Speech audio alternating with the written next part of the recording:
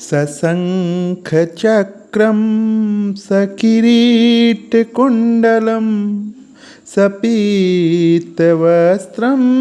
सरसीरुहे क्षणं सहारवक्षस्थलकौस्तुभश्रियं नमामि विष्णुं शिरसा चतुर्भुजम्।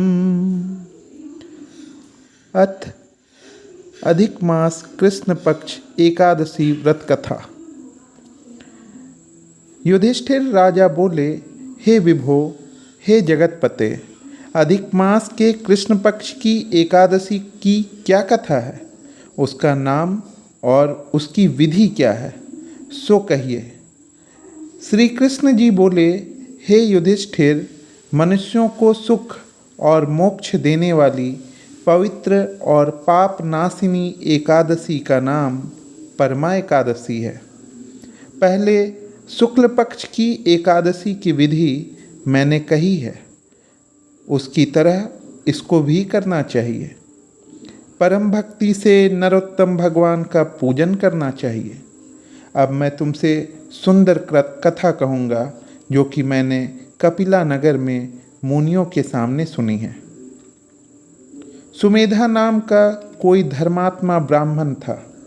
उसकी स्त्री का नाम पवित्रा था। वह पति की सेवा में तत्पर रहती थी। किसी कर्म से वह ब्राह्मण अन्न धन से रहित हो गया।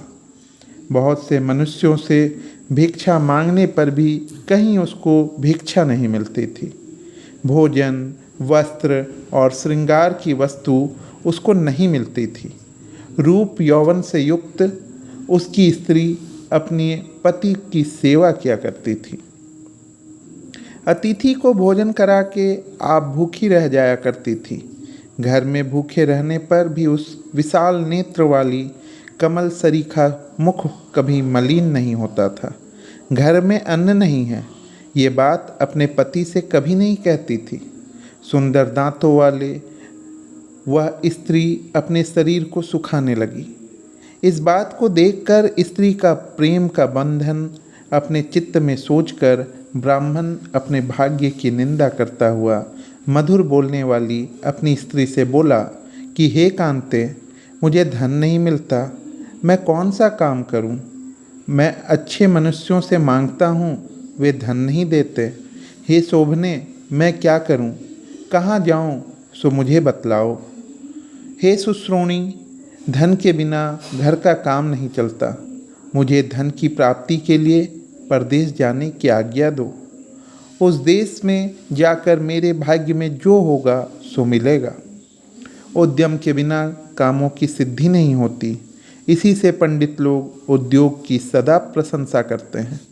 पति का वचन सुनकर वह चतुर स्त्री आंखों में आंसू भर के हाथ जोड़कर सिर झुकाए पति से बोली, आपसे अधिक कोई ज्ञानी नहीं है, तथा आपकी आज्ञा से मैं कहती हूँ, हित चाहने वाले मनुष्य आपत्ति पड़ने पर भी यही कहते हैं।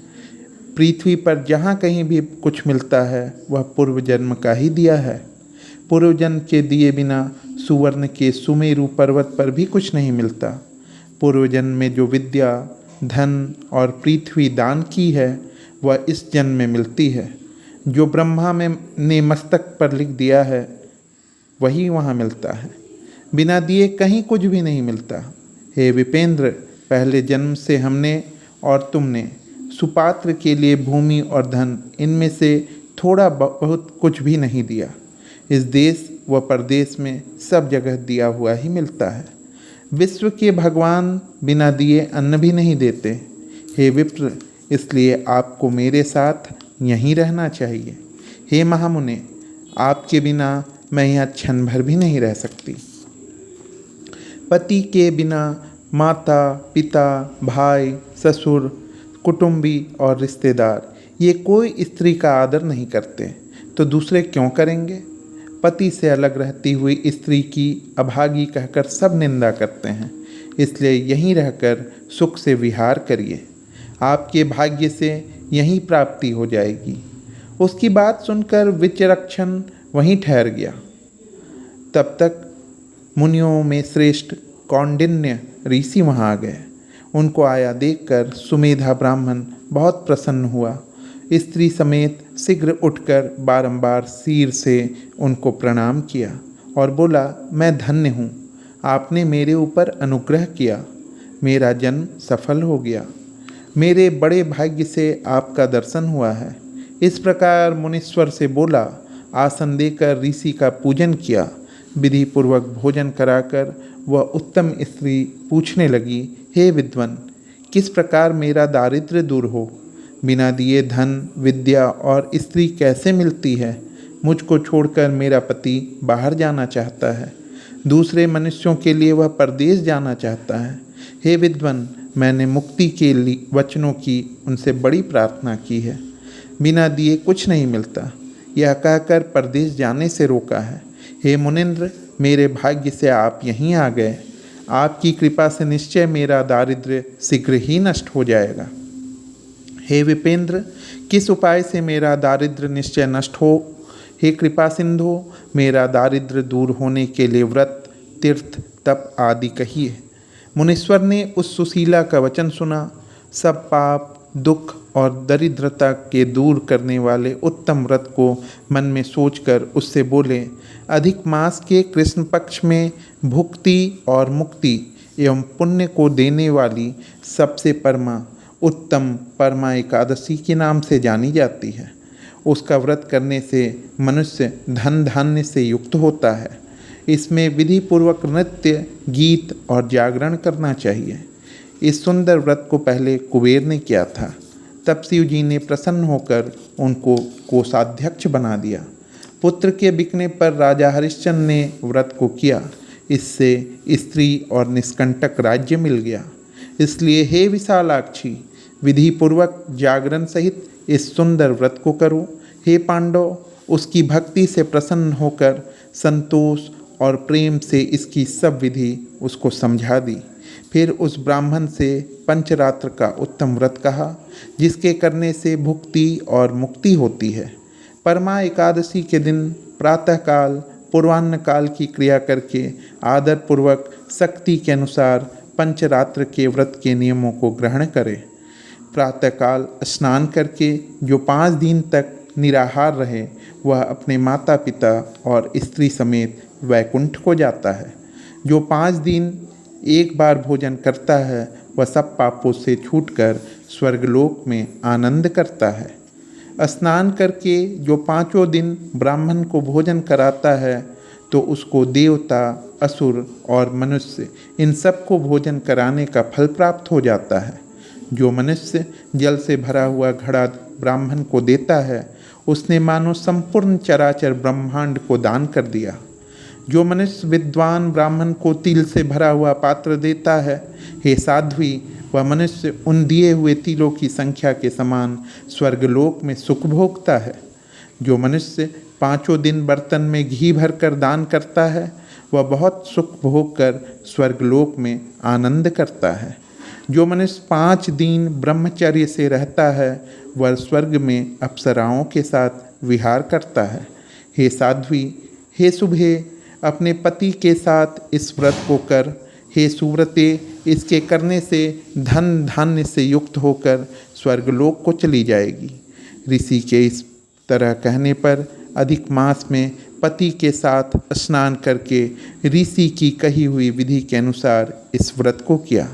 परमा एकादशी और पंचरात्र का व्रत पूरा होने पर पति सहित उस स्त्री ने राजभवन से आते हुए राजकुमार को देखा।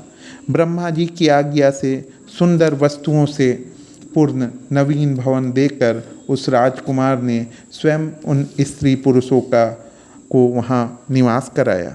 सुमेधा ब्राह्मण को जीविका के लिए काम देकर उसके तप से प्रसन्न होकर उसकी प्रशंसा करके राजा अपने घर चला गया।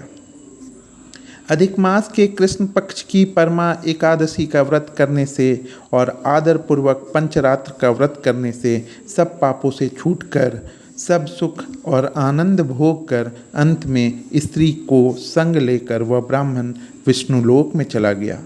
जो मनुष्य परमा एकादशी और पंचरात्र के उत्तम व्रत को करेंगे, उनके पुण्य को कहने की मेरी शक्ति नहीं है। पुष्कर से लेकर तीर्थ, गंगा से लेकर नदी, गोदान से लेकर मुख्य दान, इन सब का फल उसको मिल जाता है। उसने गया श्राद्ध कर लिया और पितरों को संतुष्ट कर दिया। धर्मशास्त्र में कहे हुए सब व्रतों को कर लिया।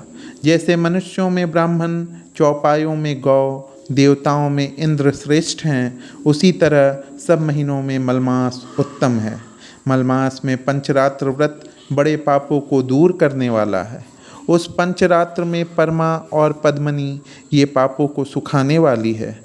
बुद्धिमान मनुष्यों को शक्ति न होने पर भी यथाशक्ति एकादशी का व्रत करना चाहिए। मनुष्य शरीर पाकर जिसने मलमास में स्नान नहीं किया, जिसने एकादशी का व्रत नहीं किया, वो निश्चय जन्मघाती हैं। उनको 84 लाख योनियों में कष्ट मिलता है। बहुत सा पुण्य संचित होने पर यह मनुष्य का दुर्लभ शरीर मिलता है। इसलिए यत्न से परमा एकादशी का व्रत करना चाहिए। श्री कृष्ण जी बोले, हे अनघ, तुमने मलमास की परमा एकादशी का फल जो मुझसे पूछा सो सब मैंने कह दिया। हे नृप, उस कहे हुए व्रत को तुम सावधानी से करो। यादवों के स्वामी श्री कृष्ण जी से कहे हुए इस व्रत को सुनकर स्त्री समेत राजा युधिष्ठिर ने किया। स्वर्ग और पृथ्वी के जो दुर्लभ सुख हैं उनको भोग कर प्रसन्नता से वैकुंठ में प्राप्त हो गए। जो मनुष्य विधि पूर्वक अधिक मास में तीर्थ में स्नान करते हैं, एकादशी और पंचरात्र का व्रत करते हैं, वे स्वर्ग में इंद्र के समान सुख भोग कर तीनों लोकों से वंदित विष्णु भगवान के वैकुंठ लोक को जाते हैं। ओम नमो ब्रह्मन् देवाय गो ब्राह्मण हिताय च जगद्धिताय कृष्णाय गोविंदाय नमो नमः।